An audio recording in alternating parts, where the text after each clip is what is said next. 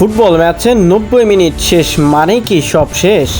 আর্জেন্টিনার ক্ষেত্রে উত্তরটা এক কথাই না। বিশ্বকাপের ইতিহাসে আর্জেন্টিনা বারবারই প্রমাণ করেছে শেষ বাঁশি বাজার আগ পর্যন্ত তারা কখনোই হার মানে না। 90 মিনিটের পর যোগ করার সময় অর্থাৎ স্টপেজ টাইম কিংবা অতিরিক্ত 30 মিনিটের এক্সট্রা টাইম, এই সময়গুলোতেই জন্ম দিয়েছে আর্জেন্টিনার অনেক স্মরণীয় জয়। বিশেষ করে সাম্প্রতিক বিশ্বকাপগুলোতে আর্জেন্টিনা শেষ মুহূর্তে ম্যাচ ঘুরিয়ে দেওয়ার অসাধারণ ক্ষমতা দেখিয়েছে।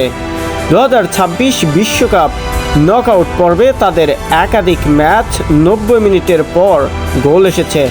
ইংল্যান্ডের বিপক্ষে সেমিফাইনালে লাউতারো মার্তিনেজের স্টপেজ টাইমের গোল আর্জেন্টিনাকে 2-1 ব্যবধানে ফাইনালে তুলে দেয়।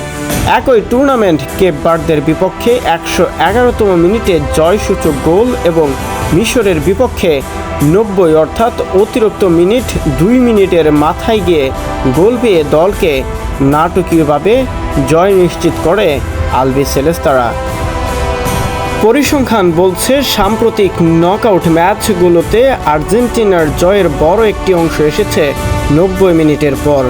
শেষ মুহূর্তে গোল করা যেন তাদের এক বিশেষ পরিচয় পরিণত হয়েছে। এই দলটি জানে ম্যাচ শেষ হয় রেফারের শেষ বাঁশিতে, ঘড়ির কাঁটাও 90 মিনিট ছুলেই নয়। তাই প্রতিপক্ষ যখন উদযাপনের প্রস্তুতি নেয় ঠিক তখনই আর্জেন্টিনা সবচেয়ে ভয়ঙ্কর হয়ে ওঠে।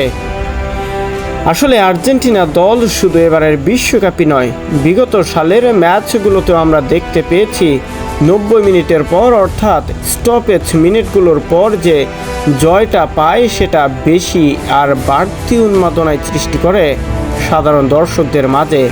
ঠিক এবারও 2026 বিশ্বকাপে এসে প্রায় অনেকেই হাল ছেড়ে দিয়েছিল যে আর্জেন্টিনা হয়তোবা এবারের বিশ্বকাপ থেকে ছিটকে যাবে, কিন্তু আসলে কাকতালীয় কিংবা তাদের আসলে ভাগ্যটা কত ভালো আমরা দেখতে পেয়েছি। 90 মিনিটের পর গিয়ে সবগুলো গোলই করেছে তারা, আর সেখান থেকেই জয় নিয়ে ফিরে আর্জেন্টিনা এবার বিশ্বকাপের দ্বিতীয়বারের মতো ফাইনালে যোগ দিয়েছে।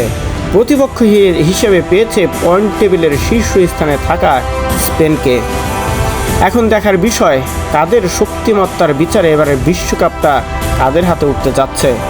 অবশ্যই আপনার মতে এবারের ফুটবলের সবচেয়ে লাস্ট মিনিটে দল কি আর্জেন্টিনা কিংবা অন্য কোনো দল? কমেন্টে জানিয়ে দিতে পারেন আপনার মূল্যবান মতামতটুকু।